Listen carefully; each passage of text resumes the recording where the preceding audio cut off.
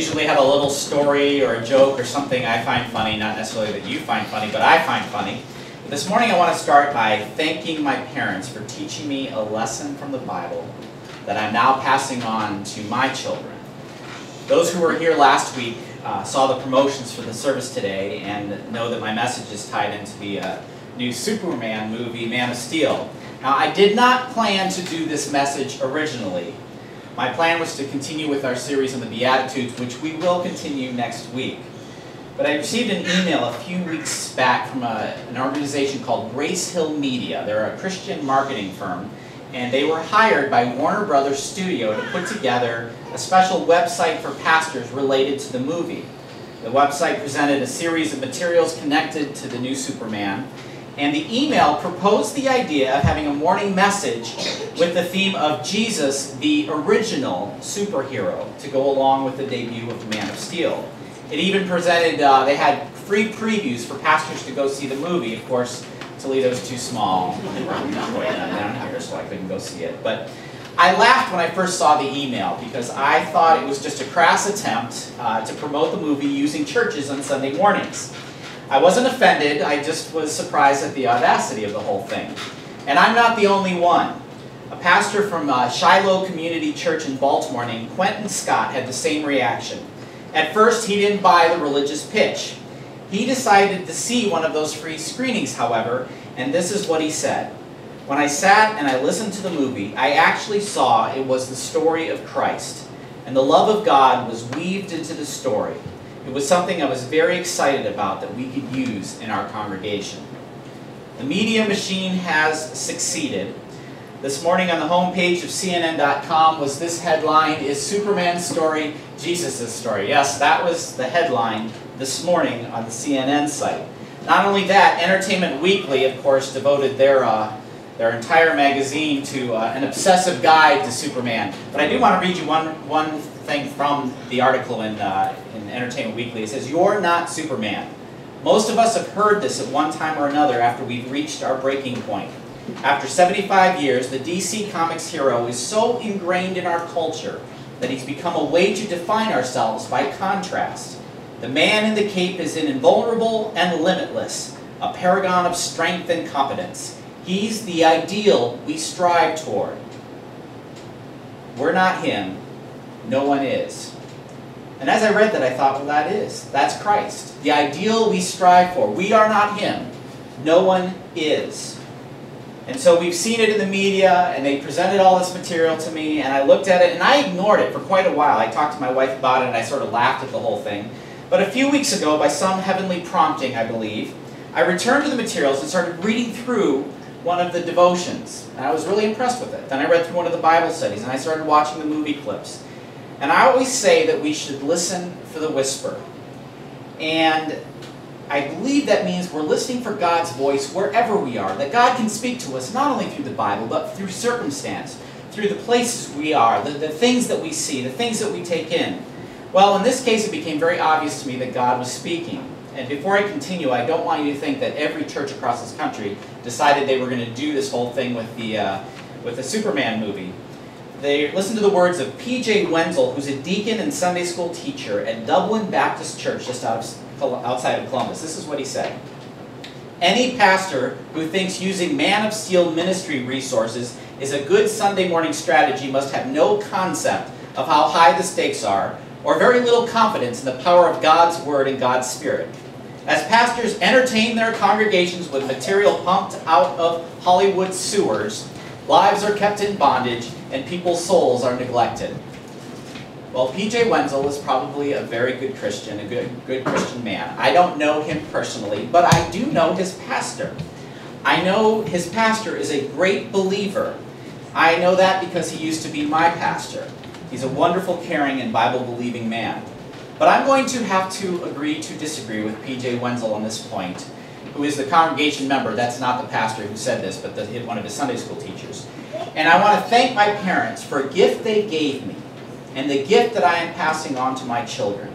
And it is a gift that is illustrated to me not only in the Bible, but in this particular movie, this material pumped from Hollywood sewers. So what is this gift? What is it that my parents have passed to me that I want to pass on to my children. They taught me that we are in the world and not of the world. In John 17:13-19 it says, I am coming to you now, but I say these things while I am still in the world, so that they may have the full measure of joy within them.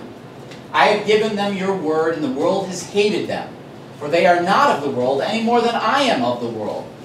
My prayer is not that you take them out of the world, but that you protect them from the evil one. They are not of the world, even as I am not of it.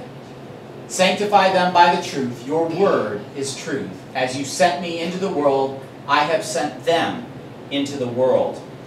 To focus on that a little more, let's turn to Eugene Peterson's The Message, and specifically the verses 14 through 17. I gave them your word. The godless world hated them because of it, because they didn't join the world's ways, just as I didn't join the world's ways. I'm not asking that you take them out of the world, but that you guard them from the evil one. They are no more defined by the world than I am defined by the world. My parents taught me to be in the world and not of the world. They taught me that just because the world sets up a code of conduct or tells us that we should respond a certain way doesn't mean that I have to. I can chart a path counter to the world. I can chart a path that doesn't make sense to the world. I can swim upstream while everybody else is swimming downstream. And I also say thank you to my parents for that gift and supporting me as I express that gift in my life. And it is a gift I share with my children and with you. We are in the world, but not of the world. We live here. We work here. We go to school here. We attend movies here. But those movies don't define us unless we allow them to.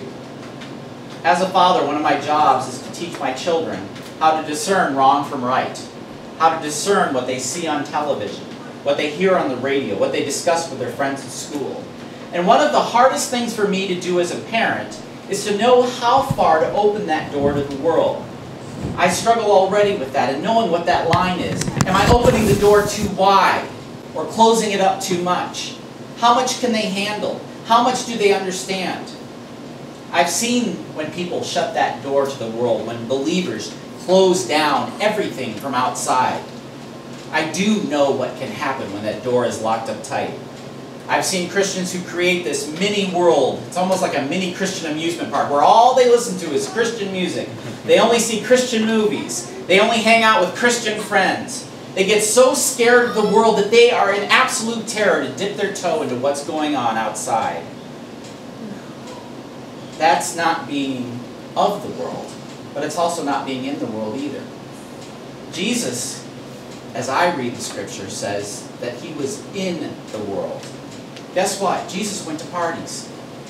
We see it several times in the Bible. Jesus was at parties. He hung out with the lowest rungs in society. He hung out with people who were hated. He hung out with people who were unclean. He hung out with prostitutes, tax collectors, outcasts, people that were scum of the earth, and Jesus hung out with them.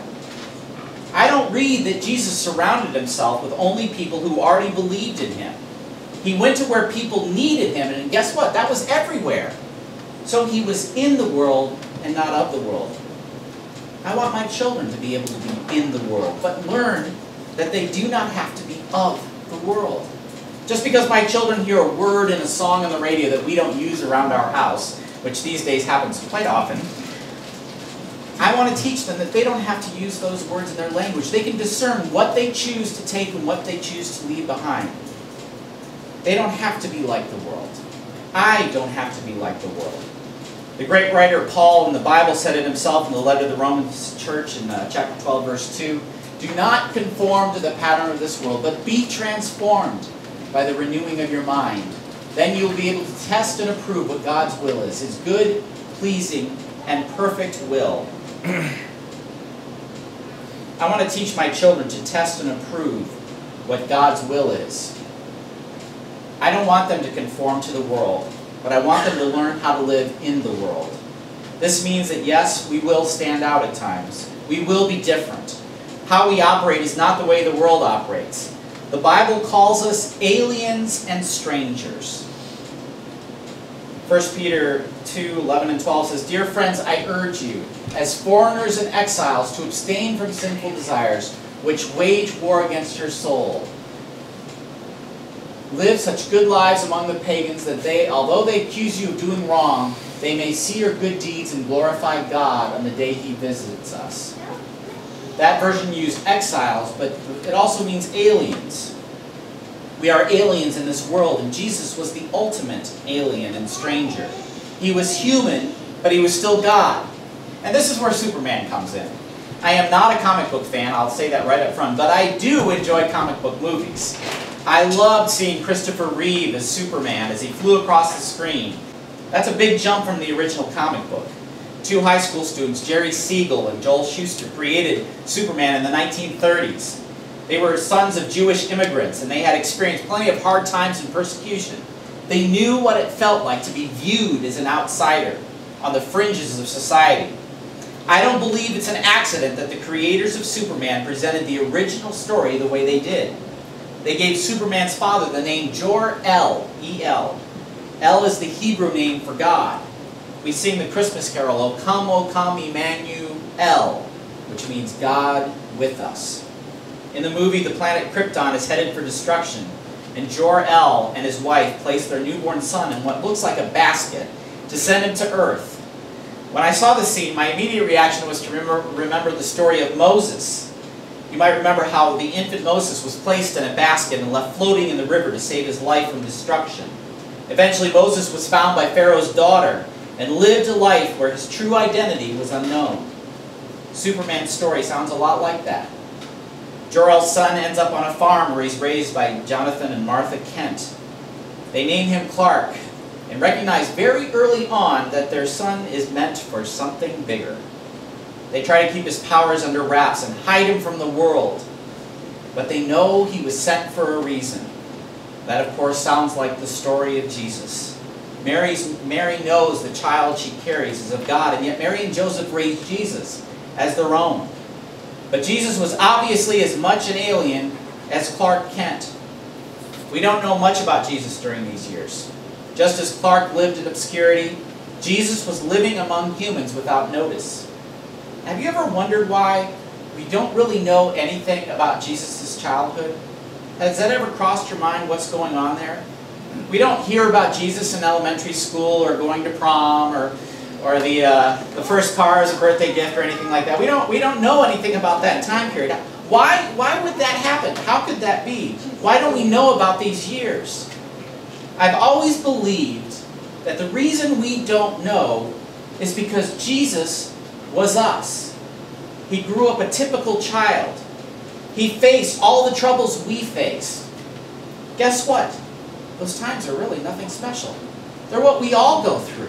And Jesus faced them. And because of that, I know that Jesus can sympathize with me in whatever I face in life. Paul confirms this in Hebrews chapter 4. For we do not have a high priest who is unable to empathize with our weaknesses, but we have one who has been tempted in every way, just as we are, yet he did not sin. Jesus was human. Eventually, Clark Kent, when he becomes Superman, has to turn himself into the authorities, knowing he could die. He tells Lois Lane these words, "I'm surrendering myself to mankind." Sound familiar? Hebrews 4:16, "Then let us approach God's throne of grace with confidence, so that we may receive mercy and find grace to help us in our time of need." It is that time of need where we can find hope. We find our hope in Jesus, and the parallels with the new Superman are very obvious. The movie presents a scene where Lois Lane asks Superman what the S on his chest stands for. And he proceeds to explain that it's not an S at all. That on his home planet, the S stands for hope. We as believers have our symbol. It is the symbol of hope we find in the cross of Christ. That cross is the ultimate decision Christ made to save the world. In Superman, we see the Man of Steel is faced with a test not unlike that of Christ. The question he must answer is, should he lay down his life for the world? Superman's biological father, Jor-El, said, "You can save them. You can save them all." You will give the people an ideal to strive toward. They will race behind you. They will stumble. They will fall. But in time, they will join you in the sun. In time, you will help them accomplish wonders. Will Superman pass the test? Will he willingly submit to the authorities? In the Garden of Gethsemane, we read that Jesus struggled with this choice. It's late at night. His disciples told Jesus he should fight the authorities. Actually, one disciple specifically, Judas, who always gave really good advice to Jesus. Judas was the one who said to Jesus, you got to fight. You got to stand up to the Roman authorities. You got to push back and start an armed rebellion. And guess what? If Jesus had, he probably would have succeeded for a while. It made sense. Jesus had a lot of followers. He probably could have raised an army. But Jesus took a different road. We read in Matthew 26, then Jesus went with his disciples to a place called Gethsemane. And he said to them, sit here while I go over there and pray. He took Peter and the two sons of Zebedee along with him, and he began to be sorrowful and troubled. Then he said to them, my soul is overwhelmed with sorrow to the point of death. Stay here and keep watch with me. Going a little farther, he fell with his face to the ground and prayed, my Father, if it is possible, may this cup be taken from me. Yet not as I will, but as you will. Here we're presented with a choice that saved the world. Jesus decides to willingly submit himself to the Roman army, to give himself up. He's arrested, he's tried as a criminal, and he's sentenced to death. If we are in the world but not of the world, we recognize what Jesus has done for each of us. We recognize the sacrifice he made. We grow and learn to conform to what he desires for each of us.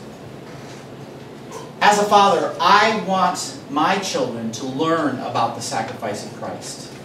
I want them to know the complete Christ. I want them to know that he was human. He lived our lives. He walked our roads. He faced all that we face. Because Christ lived in the world, I want my children to be able to live in the world. If we wall ourselves off from everything around us, we lose opportunities to reach the world.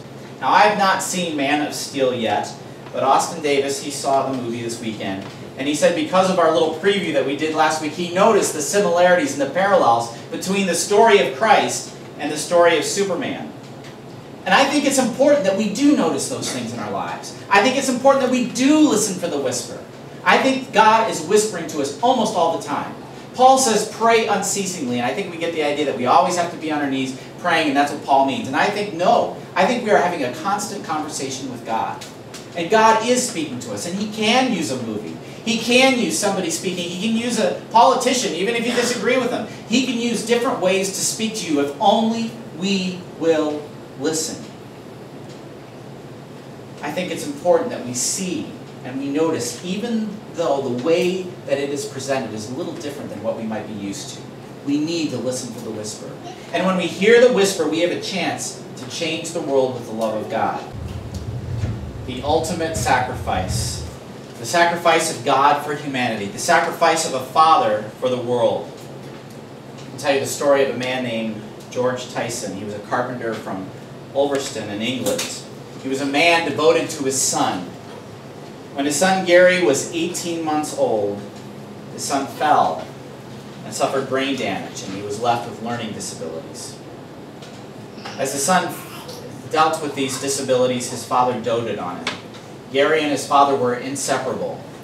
They were seen all over town on long walks, and this went on for years. Everyone around the town recognized the two as they walked through the town daily. On January 23rd, 2012, Gary was 32 and his father was 61. They were walking down a coastal road when a car came around a curve at full speed. It was obvious to George that the car was going to hit both of them unless he did something. So in a quick move, he shoved his son out of the way and took the full brunt of the collision with the car, and he was killed instantly. His daughter said, "My dad died doing the thing he loved the most. He was walking with my brother Gary down the coast road. That night, Mr. Tyson's distraught family praised him for making the ultimate sacrifice, giving his life to save his son." This is the sacrifice our Father in heaven made for us. When I originally read the email from Warner Brothers about this movie, they said I should preach a sermon called The Original Superhero. But I realized that no matter how many superheroes come along, there's only one real superhero, and that is our Savior, Jesus Christ. Our God is greater, our God is stronger, our God is higher than any other. Well, this morning, and I don't know if my wife realized it when she gave this to me, she gave me a Father's Day card this morning, and I want to read it to you partially because of how it ends, but and not just because it makes me look real good. It says, "Portrait of a Great Man." This is about me, by the way. So